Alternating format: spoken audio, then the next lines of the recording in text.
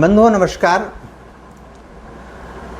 आप हम सभी ये बात ठीक से जान रहे हैं, समझ रहे हैं कि कोविड-19 एक बहुत बड़ी महामारी, आपदा विपदा हम सब के सामने है, पूरे देश के सामने सुरक्षा की तरह मोबाए खड़ी है।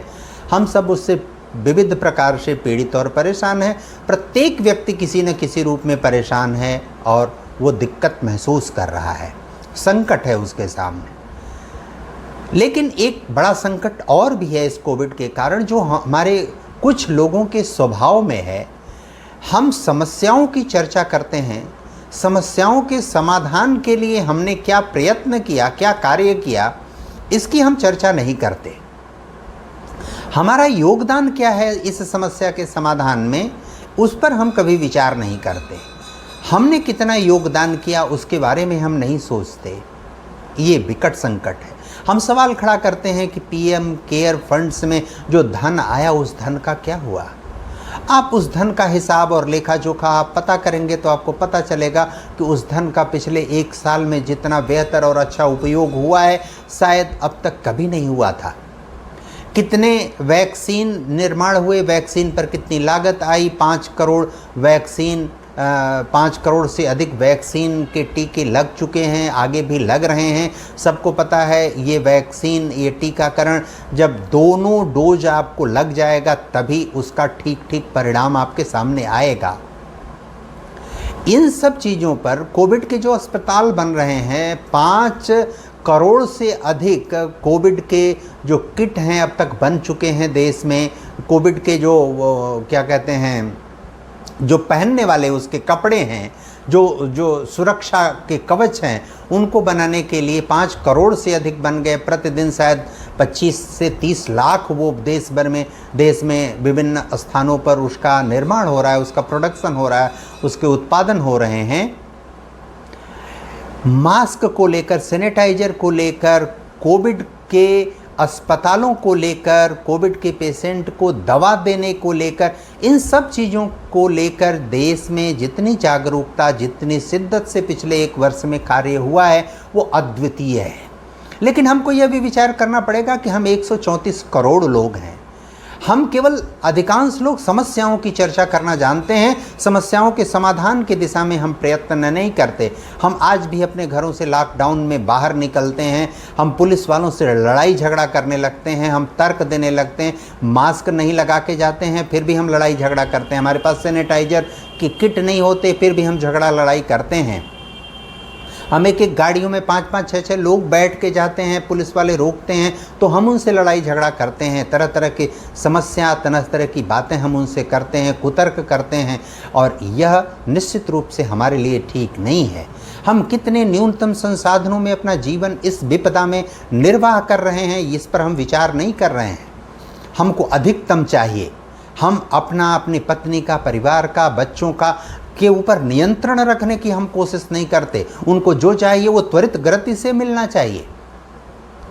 हम कम सब्जी में, एक आध सब्जी में, चटनी अचार में, रोटी में, चावल में, दाल में हम कहीं भी कंप्रोमाइज कर सकते हैं, समझौता कर सकते हैं। विपत्ति काल में हमको जीवन के निर्वाह की न्यूनतम आवश्यकताओं को पूरा करने पर केवल विचार करना चाहिए। हमको सावधान और सतर्क रहना चाहिए। लोगों पर सवाल खड़ा करना, समस्याओं की चर्चा करना और समस्याओं को बढ़ाकर चर्चा करना, यह कहीं से भी नागरिक सभ्यता का उत्तरदायित्व नहीं है।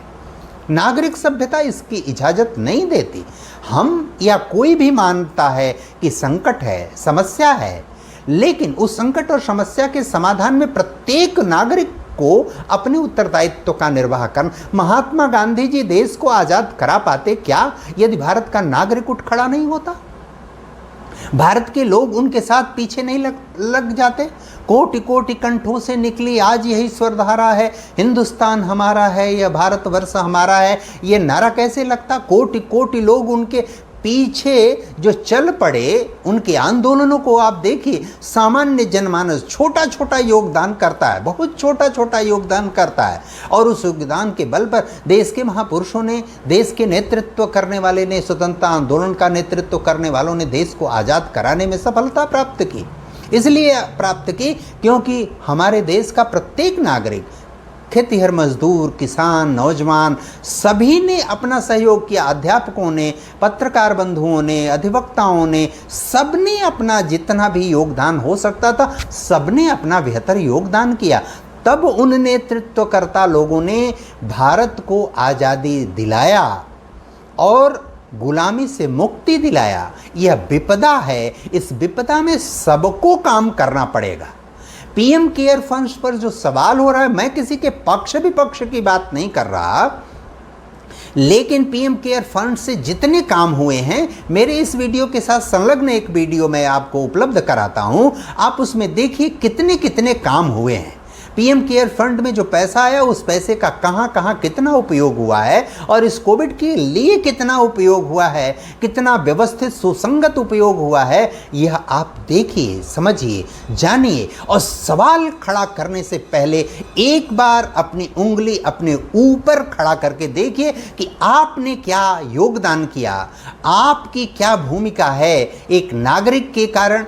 कम से कम आप अपने अपने परिवार, अपने पड़ोस की चिंता कर लीजिए कि वो नियम से, संयम से काम लें। जब हम किसी भी विपदा में अवसर तलाशने की बात करते हैं तो वो अवसर इसलिए होता है कि हम कम से कम इसी बहाने नियम पूर्वक, संयम पूर्वक, अनुशासन पूर्वक नागरिक सभ्यता का पालन करना तो सीख लें कम से कम।